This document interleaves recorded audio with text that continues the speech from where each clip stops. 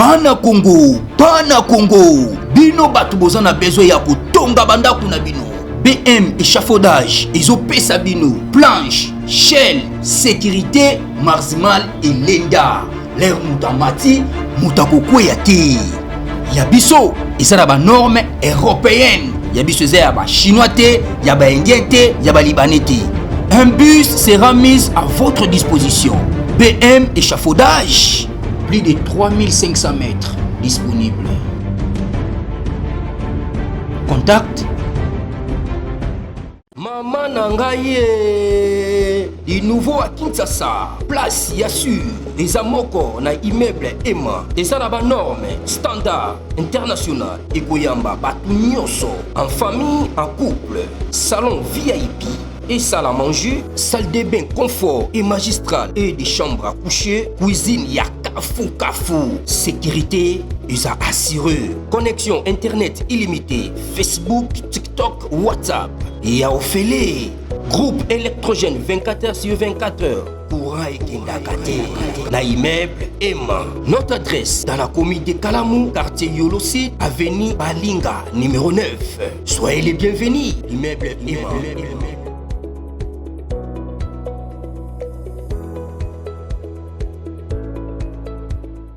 Alors, qu'est-ce qui se passe dans Nord Kivu?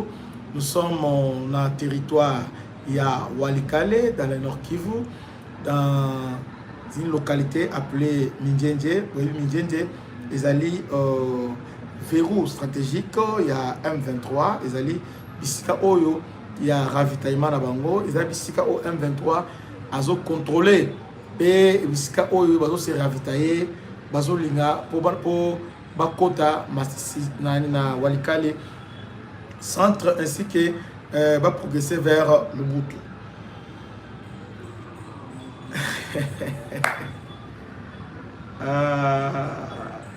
Tala Kindoki Yawawande. Pendant que nous dormons, non, on ne dort pas.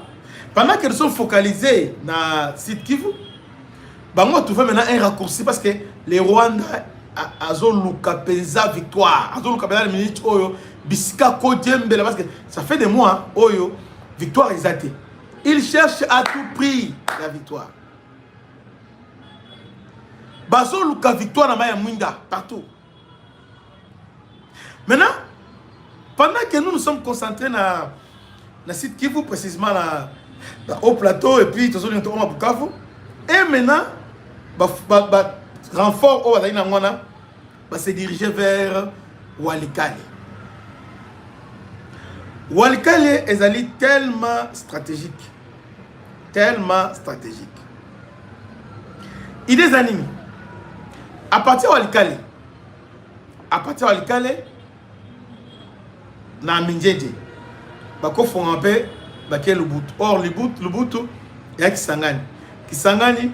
Déjà, bon, le bout est déjà Maniema. Donc, Maniema, donc, par Okende, c'est là Kisangani. On a la Mindjendje. Plusieurs fois, le FARDC ont bombardé Mindjendje. Mais, aussitôt bombardé, Bazo Yakaka.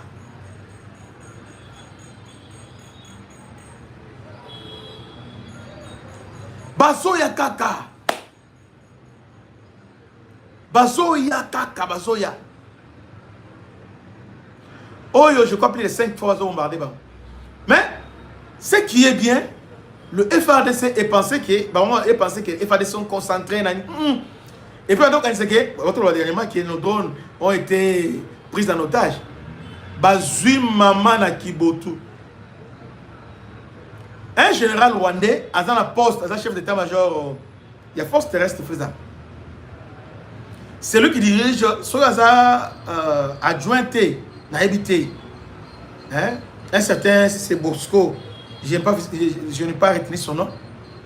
Il a conduit une opération spéciale.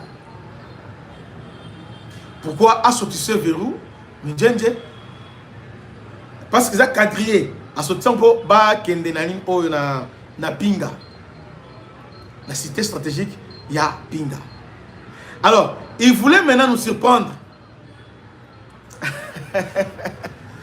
Balinga qui va surprendre, donc tu vas dire, ah papa, L'équipe déjà.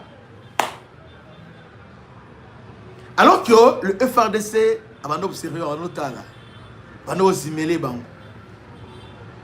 Et pensaient qu'ils sont risés que nous. Nous, on les regardait. On les regardait. Tant qu'abaye, tant attends moko abikité. Ils sont calcinés. Parce que Obi frappe à H4. Quand là, Batubazoya avec assurance que on est nous sommes des forces spéciales, RP au côté li, bah éviter. Alors toujours kende kaka. Batala buka le lamba lelo. Donc to buki bango lelo to lamba donc to belisi bango na niveau sakanate. Ba epé au quotidien. Ba ebia ke ndenge bayaka. Général Motola Kabo, je vais t'envoyer des photos. Tant que drone yé,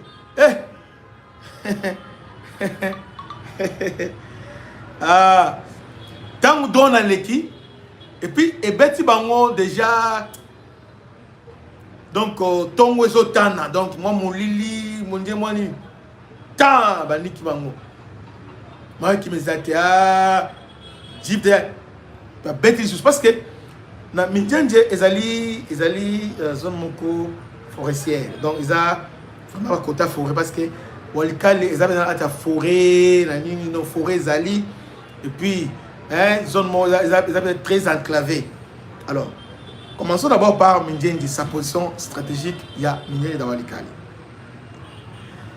Dans Walikale, Mindjenje se situe au cœur de l'axe forestier de Walikale, sur le piste reliant les zones minières de l'arrière-pays au centre de transit.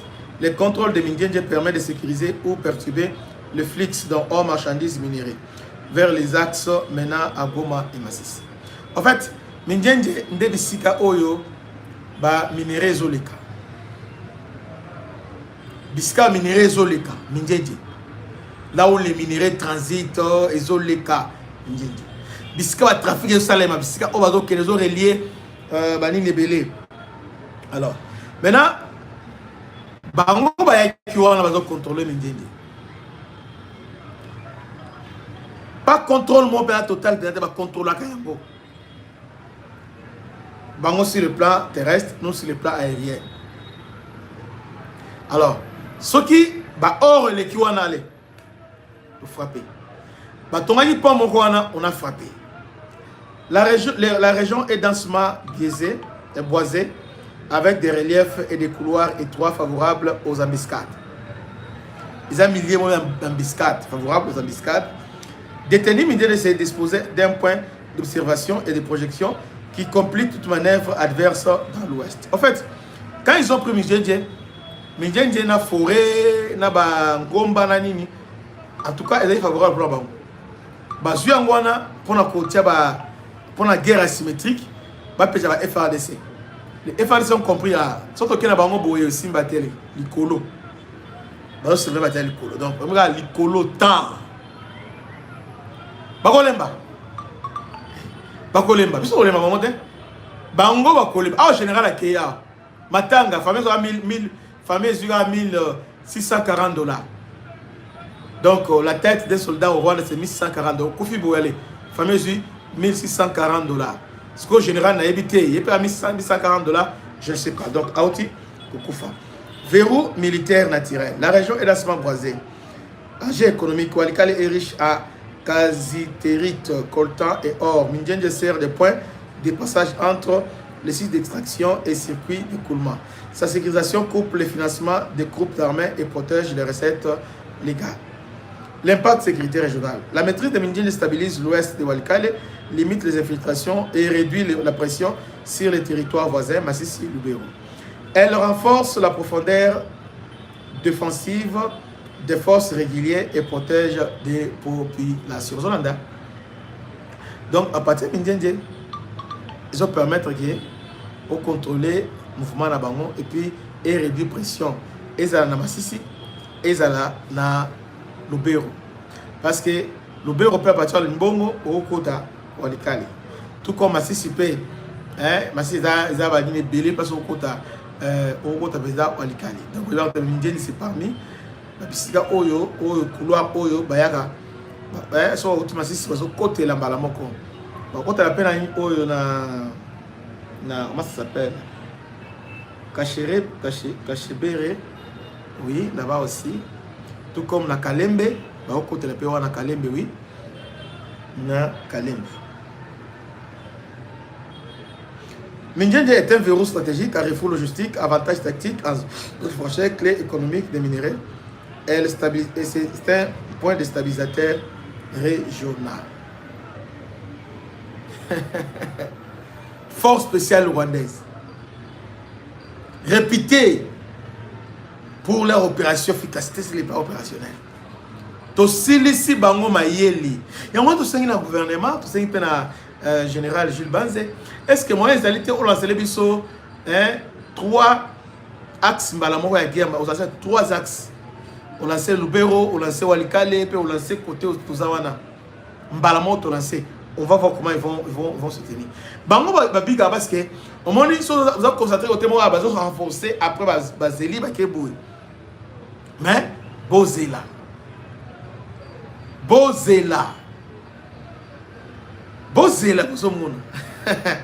Là, ce n'est que le début. Obi, ces gens sont déterminés. Parce que l'objectif de l'année, à partir de Walikale, Bakele Kisangani. Voilà l'objectif. Parce que Walikale, les autres Fongola, attends. Natala.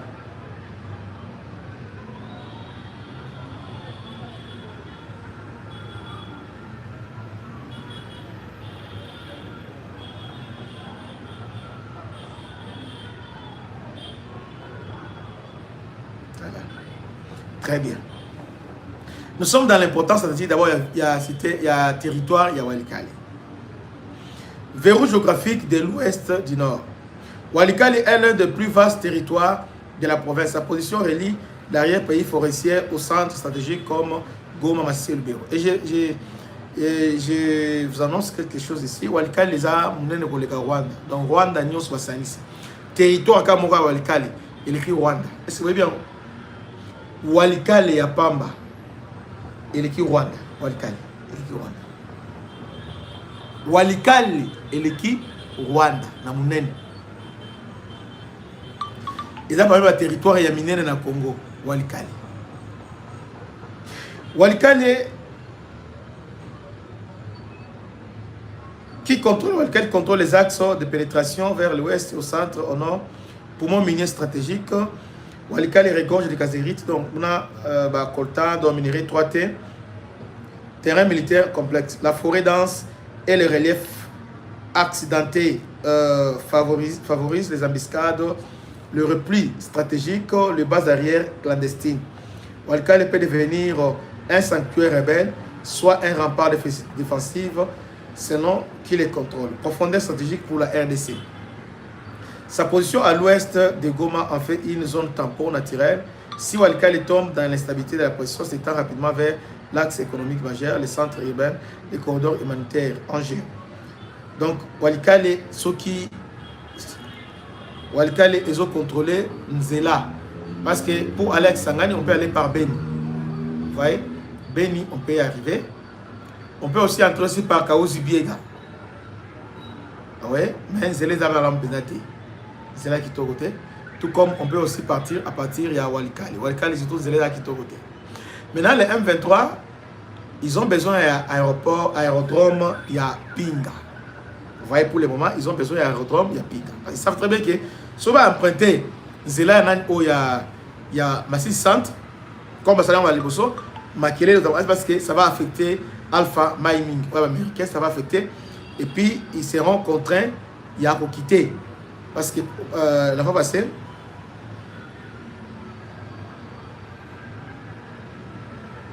excusez,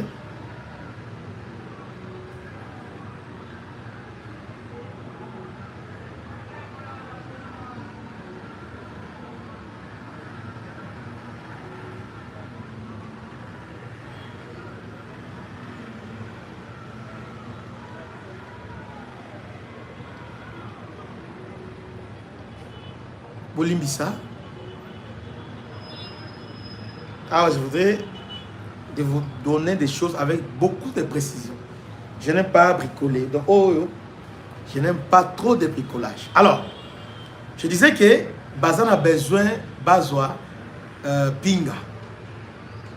Pas Pinga comme cité, mais Pinga pour l'aérodrome. Comme Walika les alliés vraiment ils ont placement ils ont forêt et puis ils les ont quitté côté. Ils veulent maintenant à partir il y a aérodrome à l'aéronef pour la ravitailler. Non seulement aéronef, Walika les a parmi na est à Congo, territoire Oyo, où les avions ont fréquenté Makassi. Alors qu'ils sont enclavés, il n'y a pas de route, mais ils ont un flux international plus élevé que le Goma. C'est-à-dire, ils sont en Tanzanie, ils sont en Ouganda, ils sont en Burundi. Donc, comme on a pensé que dans Rwanda, ils ont un avion, ils ont atterri, ils ont décollé, ils ont atterri, ils ont décollé. Donc, avec des minerais. Alors, pour ce faire, ils ont besoin d'un aéroport à Pinga, qui Goma, à niveau, il y a Massy Centre. Alors, Pinga, ils ont servi en haut pour la piste. Parce que Walika, les OK, au Golé là. Les Allemands ont voulu faire Bassala Nzela, mais quand ils ont voulu faire Nzela, quand on a bandit déjà serré au bout, on a hors Nzela, oh yo, c'est terrible. Or, bazolo kota mona balabala. Or, bazolo kota yamo. Alors, on s'est concentré dans or, ils ont oublié jusqu'à présent. Walika les oyo et pas yana oyo et pas yaba député oyo Michel Moto, Bamunobo, même oyo chama kelele oyo nan oyo oyo mbenga yende roi yaba wazalendo Willy Michiki, ils sont des Walikale. Alors Walikale ba avion ils ont quitté dans des ordres. Ba avion interne ils ont quitté dans des ordres. Alors que dans l'aérodrome yamouki les avions ils ont pas ils ont quitté. Alors maintenant la guerre maintenant la minute aux années. M23 soit emprunté c'est là Massy Centre là c'est une catastrophe sur le plan international parce que ce gars Meki a méga de la fois passée à mon avis c'est que ça donnait et Bende qui m'a créé parce que Alpha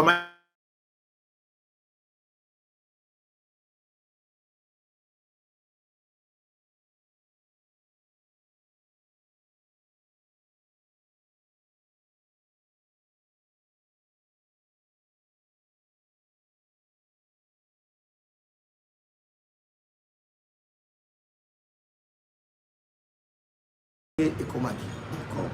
Voilà. Alors, maintenant, est-ce que les sons, on me dit que sont exaltés. Alors, je disais que Tango, les sons exaltés. Ah, yeah.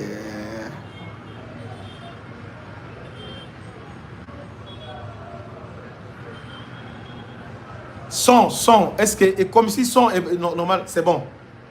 Ah, ok. On me dit déjà ça va. Donc, quand les Rwandais, Rwandais, quand ils ont voulu consommer centre, Alpha Kangaki, Trump a intervenu directement. Maintenant, ils veulent qu'on soit raccourci. Alors, raccourci dans Bango, il va maintenant à Pinga. À partir de la cité à Pinga, alors maintenant, renfort et bandé Kouya. Maintenant, le FRDC, vie État, il y a Walikale. Walikale est tellement enclavé, les zones forestières, alors ils sont favorables à la Bambiscade. Donc, autant de Bambiscade, beaucoup de fois, la Bambizo.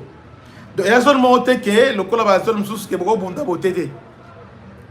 Donc, celui où ils ont contrôlé, par exemple, Mindjendje a un avantage. Donc, moyen pour attaquer Penzan au sol, il y aura des dégâts.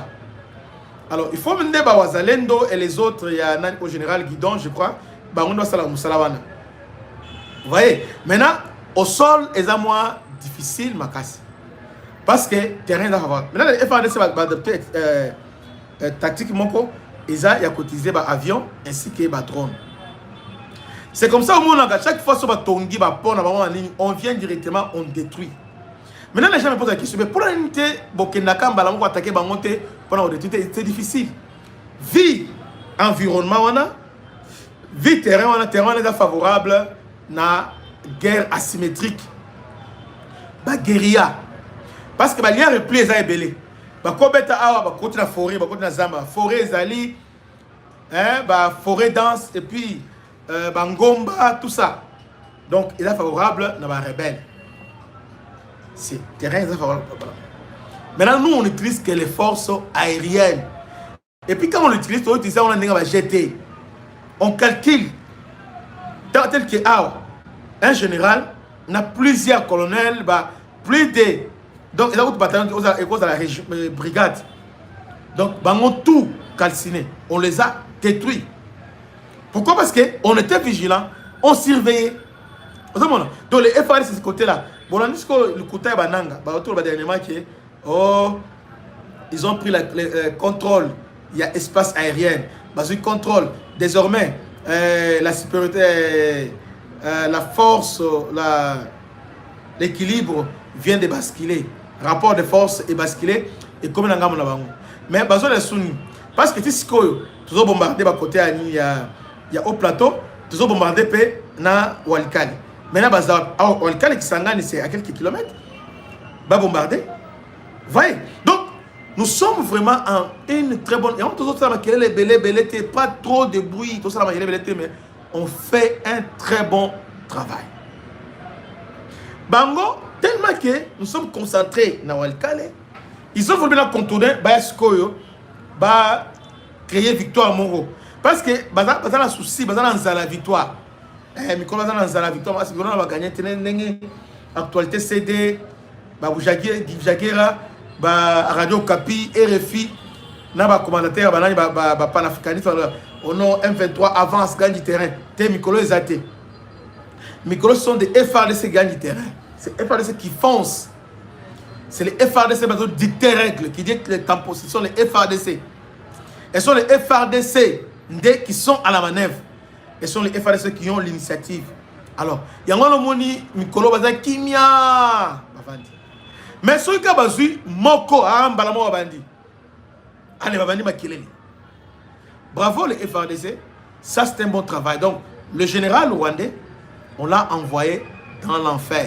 Qui est dans l'enfer, il a tout droit dans l'enfer. Donc il est parti. C'est fini. Okay. C'est pour dire qu'on ne blague pas avec l'État. On ne blague pas. Donc, c'est fini ces jeux-là. C'est fini. C'est fini. Bloc Adena. Bloc Adena. Donc, c'est là que Sangay te bloqué. C'est là Katanga te bloqué. Oh, Monseigneur Mouteba. Batuna te bloqué, partout on les a bloqués. Banzelagnos te bloqué. Maintenant, ils sont bloqués partout. Et c'est qu'on verra maintenant. Donc, ils sont en train d'échouer lamentablement, Bandeko. Lamentablement, ils échouent. Ils échouent. De façon de bloquer, on a la catch. Même des mesures défensives, toujours il y a.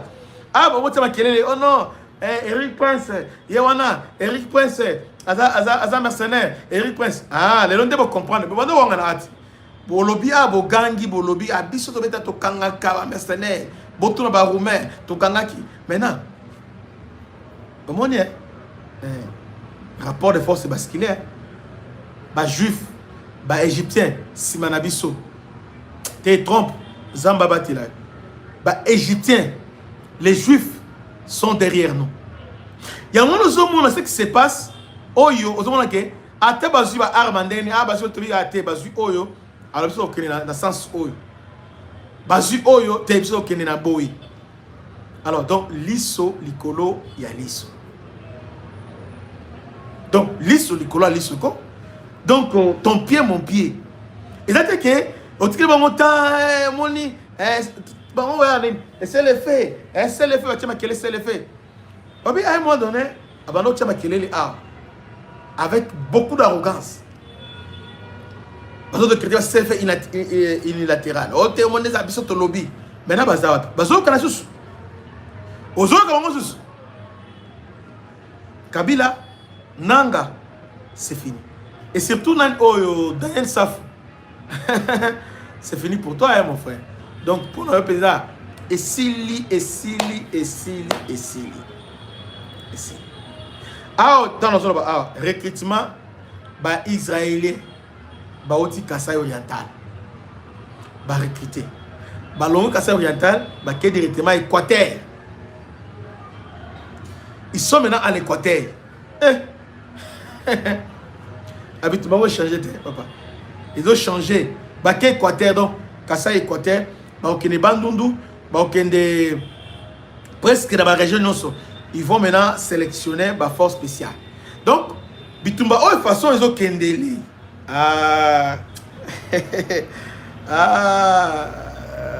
Ce n'est pas possible. Papi Mouya Béton. Donc, Bitumba, ils ont qui toque comme casse.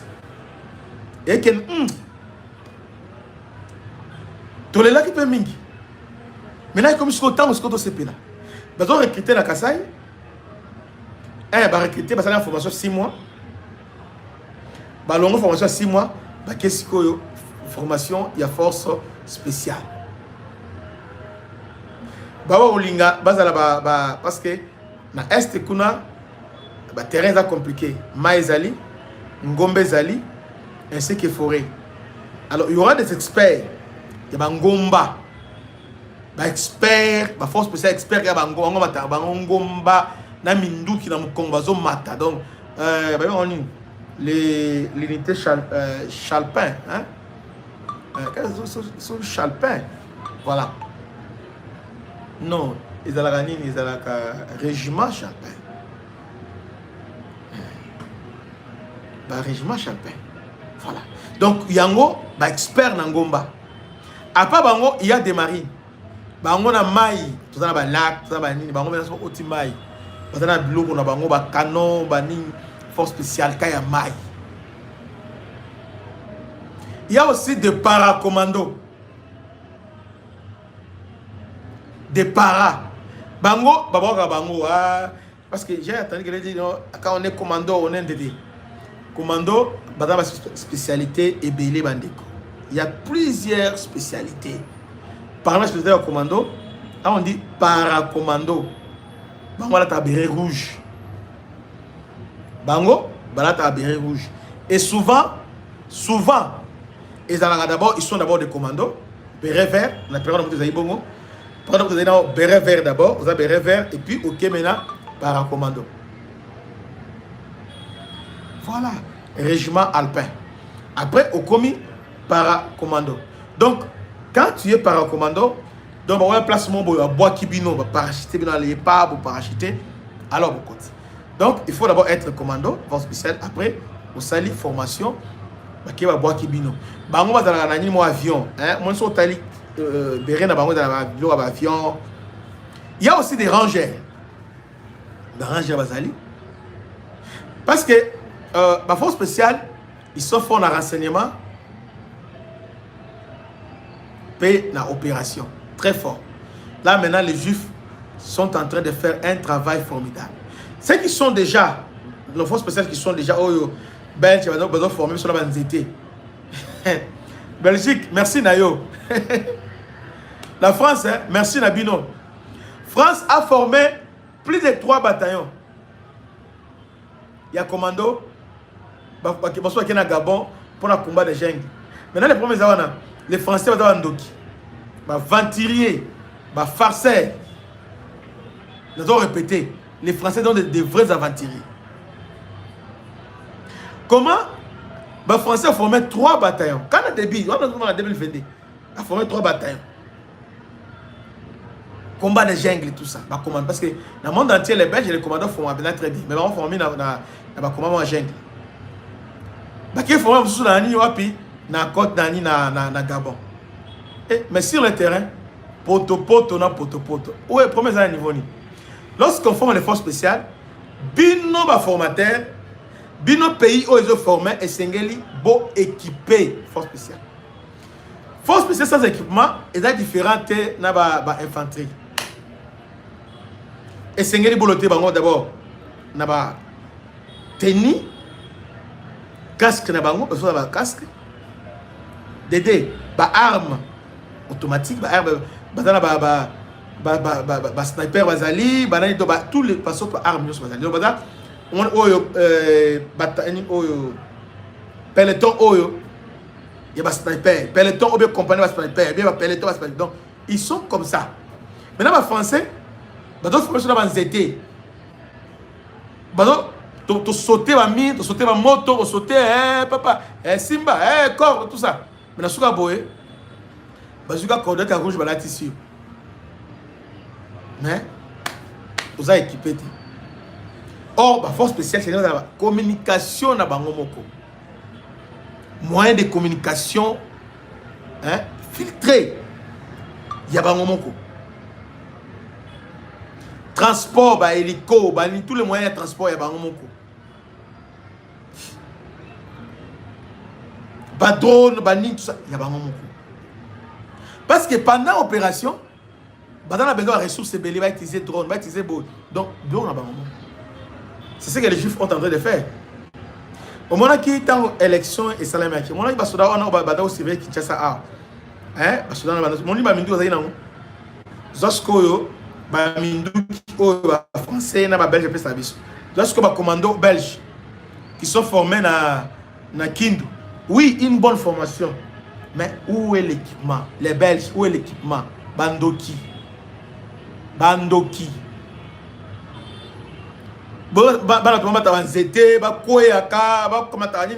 Mais où sont les équipements? T'as ba juif. Ba casque, ba gilet, ba arme automatique, ba éliminer ba drone, tala ba drone au Bruxelles parce que bino Bruxelles ba drone té, tala ba drone Bruxelles, ba drone otava go fabriquer Bruxelles, ba la kisibino nyonso. Teni na bango moko ba na ba teni ba pesibino ba na ba pesibino. Allez, ba lo ba d'épuration.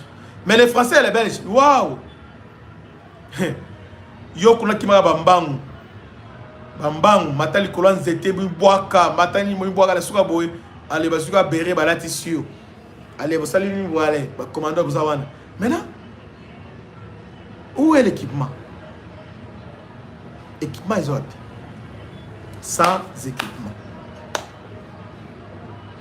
Bravo na ouverture à Mokozamboka, ouverture avec les Juifs, ouverture avec les Égyptiens, ouverture avec les Américains. C'était un grand pas. Un grand pas donc nos forces maintenant sont prises en charge. Si on tali patron ibo tali ne bazolata, on tali pe na teni na mundu ki d'ailleurs soda ye mo boye aza $2,000.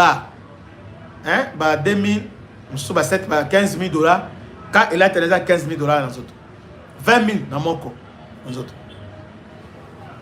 20,000 dans autres 20,000 $. Maintenant ba français. Distraction, oh, coopération militaire avec la France.